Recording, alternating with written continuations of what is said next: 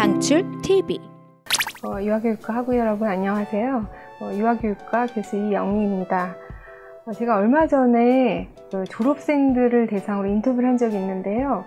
4년 동안 제일 어려운 부분이 무엇이었냐고 물어봤을 때 한꺼번에 과제를 6개, 5개 이렇게 하는 것들이 너무 어렵고 힘들다. 좀 자세한 과제 설명이 있었으면 좋겠다. 이런 의견을 듣고 마침 또 우리 방송대에서 과제물 동영상 촬영을 한다고 해서 이제 올해 한번 촬영을 해봤습니다. 여러분에게 또 상세한 도움이 됐으면 좋겠는데요. 이 과목은 2018년 개설된 과목이에요. 그래서 영유아 교수 방법론이라고 보육교사 필수 과목입니다.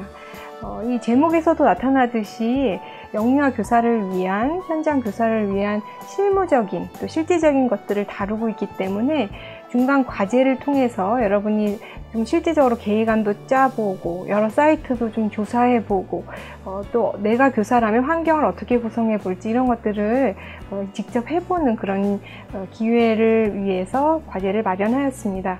구체적으로 과제 하나하나 문항에 따라서 좀 설명을 드리도록 하겠습니다. 자, 먼저 A형부터 볼까요? 학번 끝자리에 0, 1, 2번의 경우는 이제 A형 문제를 하게 되는데요. 과제를 시작하는 첫 번째 무엇일까요? 문제를 먼저 꼼꼼히 읽고 문제에서 요구하는 것들을 잘 이해하는 게 첫 번째입니다. 이 문제에서는 영아를 위한 환경 구성에 대해 설명하고 이 부분이 있어야 되는 거고요. 그러니까 환경 구성을 설명해야죠. 그다음에 연령과 기간을 의무로 선정해서 교실의 환경을 구성해 보십시오. 그래서 환경 구성에 대해서 설명하는 거. 환경 구성에 대한 설명이라는 것은 환경 구성의 원리라든지 환경 구성에 어떤 부분들이 있는지 이런 부분을 설명해야 되겠고요. 그 다음에 또 하나는 교실의 환경을 실제로 구성하는 건데 구성한다는 것이 무엇이지? 그림을 그려야 되나? 사진을 찍어야 되나? 이렇게 생각하시는 분이 있어요. 근데 그림이나 사진은 필요가 없고 설명으로 쓰시면 됩니다.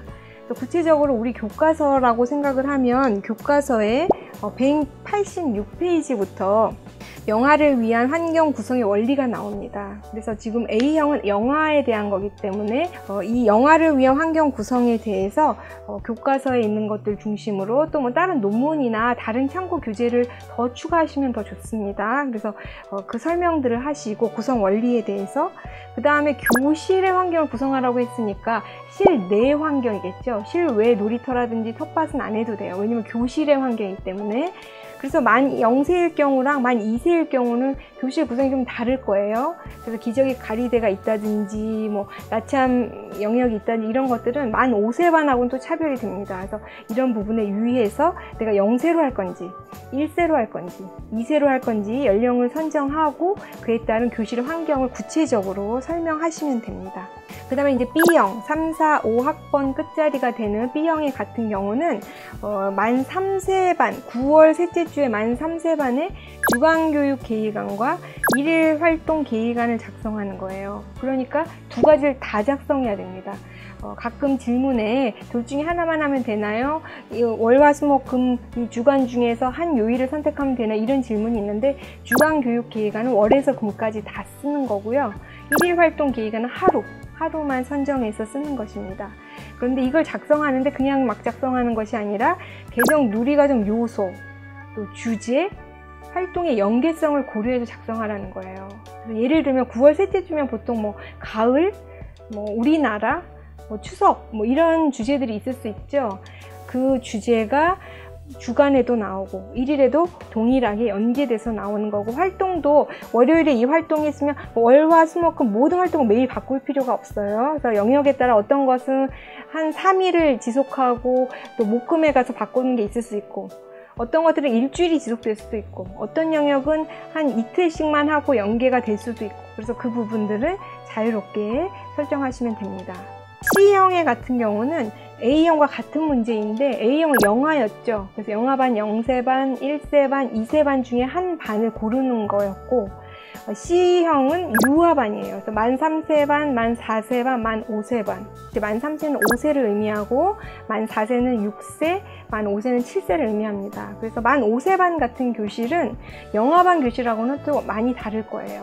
기저귀 가리대도 필요 없고 낮잠도 이 친구들은 안 자죠. 그러니까 좀 더 흥미 영역을 구체적으로 동적 영역, 정적 영역 그리고 또 여러 가지 그 활동들이 연계되면서 하는 그 흥미 영역을 좀 더 자세히 구성하는 쪽으로 환경을 구성하면 되고, 이것도 교실의 환경이기 때문에 실외 놀이터 필요 없습니다.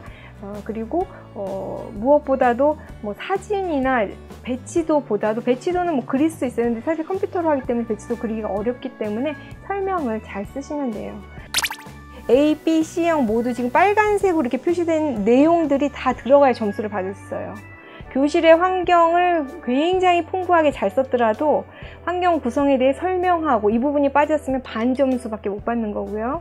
B형에서 계획안을, 일일 교육 계획안을 굉장히 충실하게 잘 썼지만 주간을 안 썼다. 그러면 또 반점밖에 못 받습니다. 그래서 내가 이 부분이 다 들어갔는지 확인하시면 나중에 내가 잘했는지 볼 수 있어요. 그래서 일일 교육계획안이나 주간 교육계획안 같은 경우 뭐 특별한 형식이 있습니까? 물어보시는데, 보통 이제 교재에 보면은 예를 들어서 237페이지 같은 일일 교육계획안 샘플을 보시고 비슷하게 작성하면 됩니다. 그리고 이제 일과가 시간표라든지 그런 것들은, 이 요소들은 여기서 보시고 하시면 되고, 이 내용을 그대로 옮긴다? 그럼 표절률이 굉장히 높게 나오겠죠. 그래서 형식만 같지만 그 속의 내용은 선생님들이 주제도 새롭게, 활동도 새롭게, 뭐 영역도 자유롭게 구성을 해서 하시면 되겠어요. 그래서 이제 과제를 작성할 때 이제 주의사항들 다시 한번 점검을 해보면, 우리가 교재를 보고 누리과정 뭐 요소라든지 이런 것들은 다 공통적으로 보잖아요. 그러면 그 똑같은 건데 나 표절률에 걸리는 거 아닙니까? 이렇게 이야기할 수 있어요. 그것들을 하고 출처를 가로 무슨 교재에서 했다든지 그 출처를 밝히면 그건 표절률에 걸리질 않아요. 여러분 그 과제가 딱 온라인으로 다 되면 우리 학교에 표절 프로그램 있거든요. 그래서 거기 상세 보기를 하면 어떤 선생님이 누구랑 똑같은 내용을 썼는지가 다 나와요. 몇 프로가 나왔는지. 그래서 표절률이 높으면 0점 처리가 됩니다. 가끔은 이제 외부에서 이런 것들을 하는 프로그램이라든지 선생님들끼리 똑같이 써서 아주 끝에 조사만 고쳤다는 이런 것들이 있어요. 그래서 그 표절률이 높은 것들은 다 체크를 하면 빨간색으로 누구랑 이름이 나오면서 다 같게 나오거든요. 그래서 그런 것들을, 만일에 누리과정이 똑같이 나왔다, 그런 거는 표절률이라고 할 수 없죠. 누리과정이라는 건 정해진 거니까. 그런데 그게 아니라 뭐 계획안의 아이디어라든지 이런 것들도 똑같다, 그러면 그럼 표절률에 걸리게 됩니다. 그래서 0점 처리가 되니까 주의하시고요. 5매 내외인데 이게 계획안이라는 게 크기 때문에 그 전후로 좀 매수엔 너무 구애받지 않으셔도 되겠습니다. 과제 제출 기간은 확인하시면 되겠고요.